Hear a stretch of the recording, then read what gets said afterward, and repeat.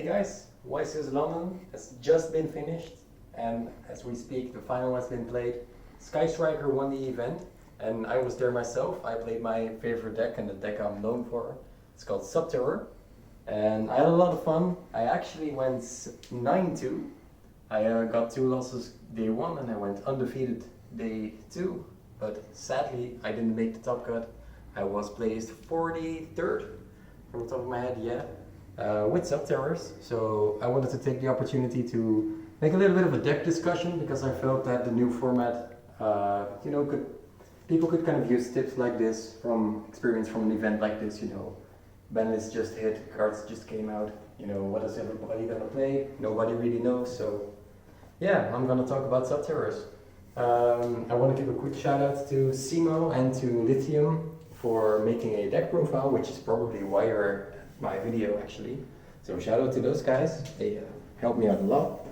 I want to thank Thomas Rose as well because we had a little bit of a discussion afterwards and I'm gonna share the thoughts that I shared with him as well in the deck profile a bit. So the structure is gonna be, I'm gonna talk about the deck, I'm gonna talk about all the individual cards, about my matchups, how the cards performed, what I would change and where I personally think the format would go. So yeah, 9-2. Still kind of sad that I didn't make the top cut, but hey, there's a X2 squad for Belgium and Dutch players where we all went X2. So I'm part of one team, I guess. So yeah, let's go to the deck profile.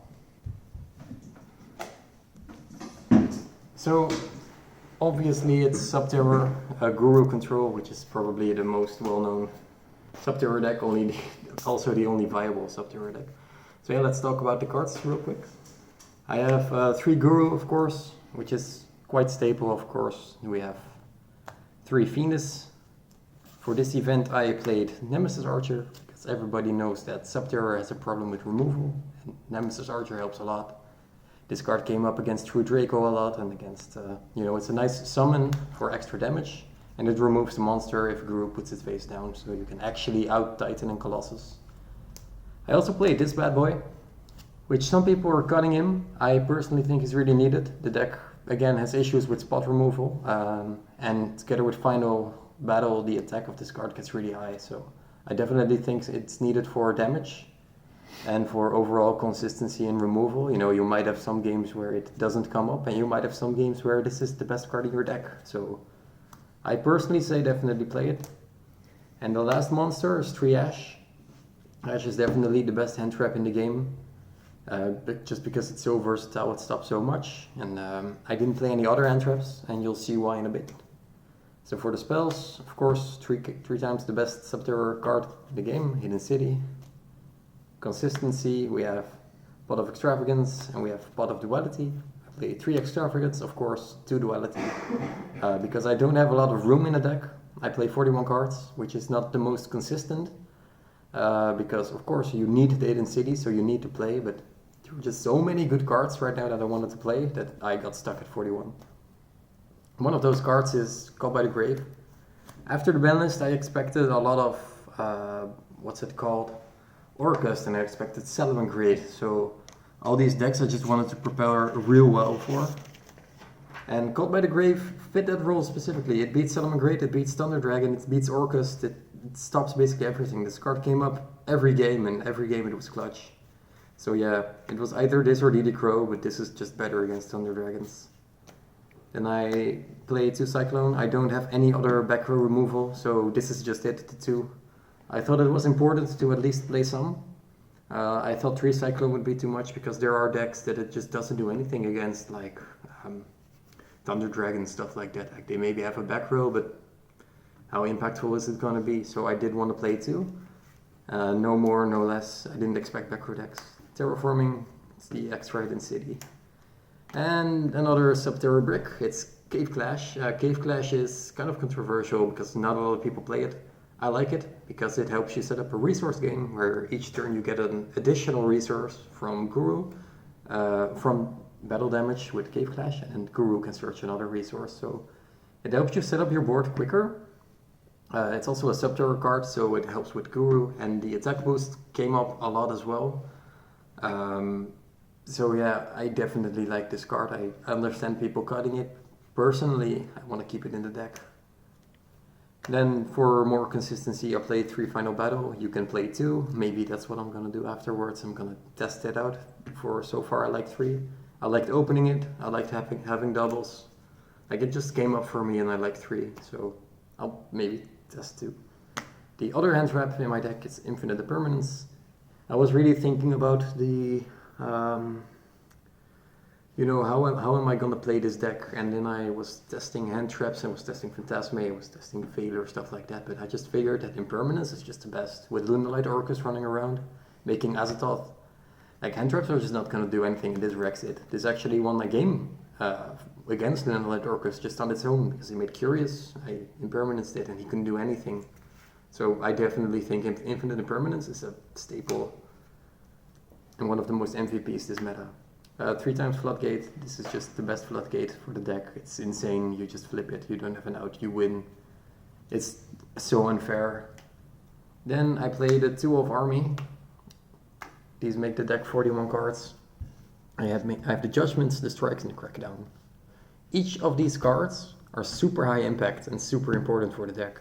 We don't have a lot of removal, we need more negates, and Orcus is a monster deck, and Thunder Dragon is a monster deck, so Strike comes up often. I've been trying around different stuff, like 3 Crackdown, but then I had to choose between either Judgment or either Strike. I could play both of them at 3, but then I would just have no life points all the time. So I just opted to play 2-2, and I personally really liked it. Like, there were more games where I would have liked an additional Crackdown in the deck, like against Thunder Dragon, stuff like that. It would be really nice, but the Strikes came up as well, and the Judgments as well, so overall, I'm really happy with, how these parts of the deck came out. So yeah, that's, in my opinion, it's a real solid list. I'll lay it out real quick so you guys can see again. Of course, the deck profile already was given to Lithium and Simo. Just if you want to have another example. Yeah, again, that's a small repeat. Called by the Grave is insane. Impermanence is insane. The Subterror bricks are insane. Oh. There we go, so there's the deck. This is the way I play it. For the future, maybe one of these out for just 40. What Thomas Rose told me, because he was surprised I was playing 41 cards. He said he was making room for Upstart, even though it was conflicting with Pot of Extravagance, which I understand, because you want the most consistent option for the deck. You need the Hidden City, you need the Guru. If you don't have it, you can't play. And I completely understand that, and I understand where he's coming from. So I think there's definitely room for improvement on the size of the deck. So onto the extra deck. In my opinion, it hardly ever came up. I'll talk about matchups in a bit. The Link monsters I play, which realistically they never came up, not even once. This is here for Nibiru, this is here for if it ever happens. And the Hayate, this is for Crackdown. Again, what Thomas Rose told me, he's playing Kanya, because when they make Hayate, they attack the sand. Then you can already steal their Hayate and then link it away, which is quite nice to do, and I just didn't think as much. I thought they make Shizuku and I just make this. It's always nice to have it with Hayate as well. And the Dingirsu, which is my last Crackdown target, so 2 Crackdown targets. It's for August, steal the Galatea. Came up 2 times actually, which was real nice. And these are my Dark Fusion targets. I made this once, and that's it. I was testing the brand new one from the new set. It just never came up to me, really. I think 3 Darks is a lot. Maybe against Orcus it's nice, but I personally never really sided in Super Poly, like maybe 2 times. Like, the deck was just fine as it was. Every time I was thinking, like, what do I need against this matchup? And every time I looked at the cards and I was like, yeah, it's okay as it is. Like, sometimes I side out like the 2 Cyclones versus Thunder Dragons and a Final Battle, and then I could side in hand traps or stuff like that for my side deck, which you will see in a bit. And then, but besides that, I really didn't have any other things. I played the Titan for the Thunder Dragon, played the Chimera Tech, Mega Fleet Dragon, because I hate Cyber Dragons, personal bias. And 2 Madragon of the Swamp. This almost came up in the mirror because I had 1 mirror, but I didn't use it eventually. I like this card, it's quite nice. And then the side deck is quite interesting. I thought of this later. Like my side deck is like really weird. I played the Super Polys. They really never came up one game, as I said. So yeah, I don't know. I like the card, but definitely not for the main deck. Then I play Dimension Shifter. A lot of people are having second thoughts about this card. I think it's insane. If you have it against Orcust, you win. If you have it against Someone Great, you win. It's a win button. You have it, you win. If you don't have it, then it sucks, of course, and you draw it later. That definitely sucks. I understand where you're coming from, but it's a 100% win condition against some of the decks. I played the Lancias for pure Thunder Dragon to shotgun in the standby phase, basically. I played the Nibiru. Everybody plays around this. And as you've already seen, everything is basically going second. And I have the 3 Phantasmes to draw the entire side deck a little bit faster. I sided this in a lot just to have an additional body if I was going second and to fix my hand. Because again, the deck has issues if you don't have Hidden City. So stuff like this really helps. So yeah, overall I'm really happy with the deck. As of what it is right now, Kanya and the extra deck maybe cut to 40. My matchups were round 1 I had a bye.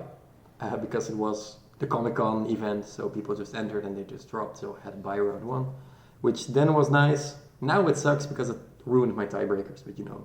Round 2 I had to face Cyber Dragons and I beat him because the deck just has a natural good matchup against rogue decks like that. Round 3 I was against Salat and I went first. I summoned Guru, I Book of Moon his normal summon and he scooped. And game 2 he starts, I hand trap him with Phantasme and Ash. And he just doesn't get to play, so round 3 was done. Round 4, Orcust, Lunalight, quite easy again. I went first a lot of the time, so that's something to take in as well. Orcust is a great matchup for this deck because you can flip their resources face down. I play 3 Called by the Graves, we have Ashes and we negate their Orcust card, so you know 1 + 1 is 2, you beat the deck. Round 5 I went against Salad and I lost. This guy I bricked game 1 and game 2 he had everything. He had Silent Mining, Pot of Desires, Twin Twisters, and I had nothing, so he won sadly. Then round 6 I had a mirror match, which was quite fun. My opponent started and I managed to win game 1, and then game 2 he let me go first and I ended my turn with a Strike, Judgment, Guru, Venus, Ash in hand, and a final battle, so you know it's game at that point. Then round 7, Thunder Dragon loss. He got access to his Thunder Dragon fusion and I just couldn't out anything because he just kept popping my cards. I didn't get enough advantage, so I just lost. So that was my X2. Then round 8, the final match of day 1, I had to play against True Draco, which is the nemesis of this deck because it just wrecks you. Game 1 I just scoop without playing because I just cannot break his field. Game 2 he breaks, I break. I draw my starters faster, so I win. And game 3 he gets to start again, but I managed to play through his field and I managed to gain control and he doesn't have any cards and I just win the game. Round 9, Orcust, Lunalight again easy matchup. Round 10, Orcust again, shoutouts to Raphael, friend of mine. That was probably the most difficult match I had.